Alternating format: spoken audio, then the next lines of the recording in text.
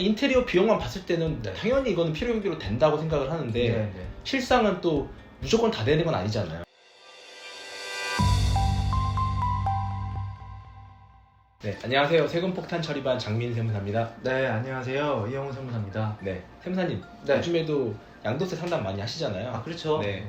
오늘은 저 양도세 저희가 상담하면서 네. 좀 납세자분들께서 네. 많이 궁금해하시는 부분 또 말씀드릴 건데 네. 필요경비 관련돼서 네. 많이들 좀 오해하고 계신 부분도 있고 예. 좀 어려워하신 부분들이 좀 있더라고요. 그렇죠. 이게 아무래도 저희들 세무사님들이 이제 상담을 하면 사실 양도세라고 하는 거는 이제 양도 가액하고 취득 가액하고 차이에 대해서 세금 내는 거잖아요. 네. 근데 거기에 덧붙여서 만일에 이제 필요용비라고 하는 예를 들면 인테리어 비용이라든가 기타 공사 비용이라든가 이런 네. 것들이 있으면 사실 거기에 이제 공제를 해줄 수 있는데 네. 그 부분에 있어서 이제 이거 전부 다 되는 줄 알았는데 이건 안 되네 이래서 사실은 본인이 생각했던 것보다 세금이 훨씬 많이 나오는 경우도 있잖아요. 네. 대표적인 필요경비가 네.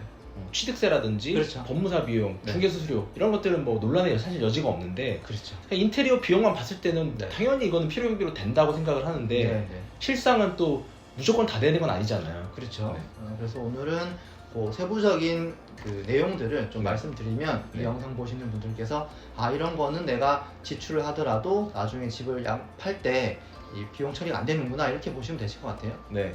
그래서 이 필요 경비 중에서도 네. 이제 법률적인 용어는 수익적 지출, 자본적 지출. 네. 네. 근데 대표적으로 이제 수익적 지출이라고 하는 거는 네. 도배장판이라든지 그렇죠. 아니면 뭐 싱크대 교체 이런 네. 것들이 이제 수익적 지출. 그렇죠. 단순히 이제 기존에 있던 거를 그냥 교체하는 거죠. 네. 타일 공사라든지 네. 예를 들면 도배 아까 말씀해 주신 네. 것처럼 이런 것들은 그걸 한다고 해서 집 가치가 더해지는 것도 아니고 기존에 있던 걸 바꾸는 거에 지나지 않기 때문에 이런 것들은 수억을 들여 하더라도 양도세 입장에서는 공제를 받을 수가 없어요. 네. 좀 억울한 면이 그렇죠. 있긴 하지만 네. 그러니까 법률적으로는 이렇게 구분이 돼 있기 때문에 네. 이런 수익적 지출에 해당되는 것들은 네. 필요경비로 인정이 안 되는 거고 네. 그러면 대표적으로 네. 자본적 지출에 해당돼서 네. 경비로 인정되는 것들이 어떤 게 있죠? 네. 사실 내용들 쭉 있는데 기본적으로 우리가 아파트 있으면 베란다에 샤시 같은 거 있잖아요. 그런 것들을 새로 바꾼다든가 새로 설치한다든가 그 다음에 또 방범차항이 있으면 그걸 또 추가로 설치한다든가 네.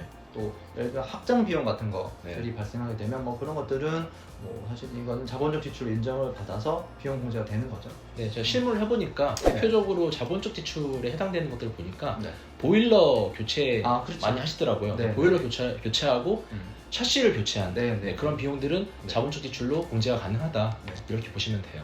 그래서 이게 사실 이게 상담을 해보면 인테리어 공사를 했다고 해서 통으로 이제 비용 5천만 원, 5천만 원, 1억이면 이렇게 가지고 오시는데 네. 그렇게 되면 이제 그 중에 전부 혹은 일부 이제 반려당할 수 있잖아요. 그렇죠. 세무서 입장에서 봤을 그래서. 때. 그러니까 그게 항목이 구분이 돼 있다고 네. 하면 그 중에서 수익적 지출, 자본적 지출을 구분을 해가지고 네. 경비 처리가 가능한데 네. 그냥 말씀하신 대로 통으로 그냥 인테리어 비용 지출했다고 하면 네. 그거는 저희가 자본적 지출을 발라낼 수가 없잖아요. 그렇죠. 네. 그래서 이게 나중에는 생각보다 기존에 냈던 것보다 세금이 다시 추가될 수 있으니까 그 부분은 사실은 신고를 하실 때 서류를 준비하실 때 그 항목들이 이제 구분되어 있는 것들 준비해 주시면 이제 제대로 발라서 네. 처리할 수 있겠죠. 네, 그래서 저희가 팁을 드린다고 하면 네. 이런 인테리어 공사를 하실 때도 네. 그런 항목들을 네. 견적서라든지 아니면 품목이 나와 있는 것들을 서류를 네. 만들어가지고 네. 각 항목에 어떤 비용이 얼만큼 들어갔는지 그걸 구분해서 서류를 보관하시면 추후에 양도세 신고할 때 필요경비로 인정을 받을 수 있다. 그렇죠.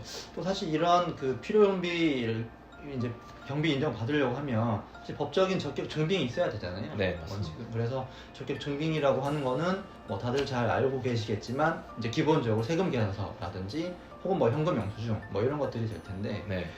간혹 이러신 분들이 있어요. 분명히 내가 받았는데 어딘지 모른다. 네. 근데 예를 들면 계좌 이체한 내역은 있다라고 하신 분들이 있는데 세무사님 이게 계좌 이체한 내역도 인정이 될까요? 네. 일시적으로 과거에는 네. 말씀하셨던 적격 증빙이 아닌 경우에는 필요경비로 인정이 안 됐었는데요. 네. 이게 법이 다시 바뀌어가지고 2018년 4월 1일 이후에 양도하는 분부터는 네. 그러한 적격 증빙이 없다 하더라도 네. 그런 경비에 지출된 게 사실적으로 네. 확인이 되고 그리고 계좌 이체된 내역이 있다고 하면 네. 그거는 인정을 해주게끔 돼 있어요. 그러니까 사실 이게 현금을 줘버리면 남는 게 없잖아요. 그렇죠. 그러면 이제 뭐 수천만 원 들였다고 해서 인정 못 받을 텐데 네. 이제 계좌 이체한 내역이 있다고 하시면 그것만으로도 이제는 인정을 받으실 수 있으시니까 네. 무조건 이제 금융거래를 통해서 경비를 좀 지급하시길 권해드립니다. 근데 제가 뭐 일을 이제 하다 보니까 네. 실무적으로도 근데 계좌 이체만 가지고는 좀 인정하기 그렇죠. 좀 어렵더라고요. 왜냐하면 그 계좌 이체를 한 게 이게 어떤 목적으로 지출이 됐는지 네. 그리고 아까 저희가 앞에서 말씀드린 대로 이게 수익적 지출인지 자본적 지출인지 알 수가 없잖아요. 그렇죠. 만약에 네. 통으로 1억을 줬는데 네. 분명히 줬는데 이제 내부역을 알 수 없으면 그것도 사실은 어렵죠. 네, 네, 어렵기 때문에 계좌 이체를 하시고 네. 자격증명이 안 받더라도 네. 그에 관련된 네. 그 세부 내역이 있어야 된다. 네. 그래야지만 그렇죠. 효과적으로 경비 처리가 가능하다. 그렇게 보시면 될 것 같아요. 네. 그러니까 굳이 자격증명보다도 내역만 정확하고 이체된 내역까지는 있어야 된다라고 네. 말씀을 주시는 거죠. 네. 그리고 이제 필요경비 얘기하다 보니까 네. 그 양도를 하면서 네. 컨설팅 비용을 지출을 했는데 네. 이게 필요경비로 인정되냐 안 되느냐 네. 그런 거를 가끔 물어보시는 분들이 좀 있어요. 왜 이게 사실 저 옛날에는 이제 그런 경우가 적었었는데 최근에 오시는 분들은 아무래도 이 부동산 가격이 많이 높고 하다 보니까 뭐 내가 컨설팅 업체에서 뭐 입지 분석이라든지 이런저런 컨설팅을 받았다. 이건 내가 한 3천만 원 정도 지출을 했는데 네. 이건 내가 팔려고 이제 들어간 비용에 해당된다고 보니까 넣어달라 이렇게 하시는데요.